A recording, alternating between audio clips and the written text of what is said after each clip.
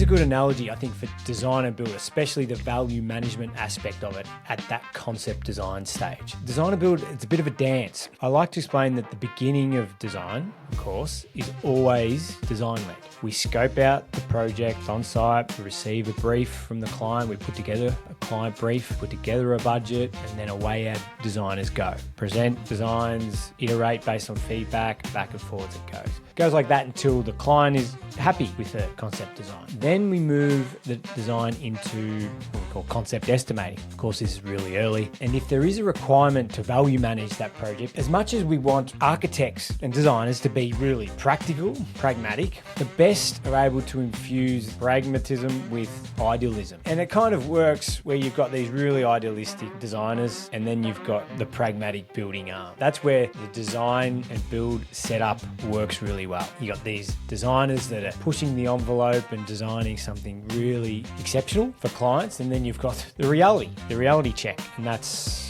just life. I mean, that's sort of the good recipe to achieve beautiful projects on budget. So where our designer may have gone, push the envelope, maybe too far or maybe enough. There is that old rule of thumb as well that a client's budget is typically 70% of the wish list. That generally works. And anyway, typically the architect or designer would push the design to the edge of that budget. Often they would go over. That's where the estimator comes in. The estimator would then provide value management options for the client. And then I'd say after it's been design-led, it's then value or estimating-led. The estimator is then leading the design to achieve its budget. And there's this push and pull between estimator and estimator and designer, of course, with the client in the middle, basically directing the priorities, whether, oh no, I really want that green roof, or no, we really got to get it in on budget, or I really want that finish on the door frames, or yada yada. So there's that dance between the idealism of design and the pragmatism of construction realities.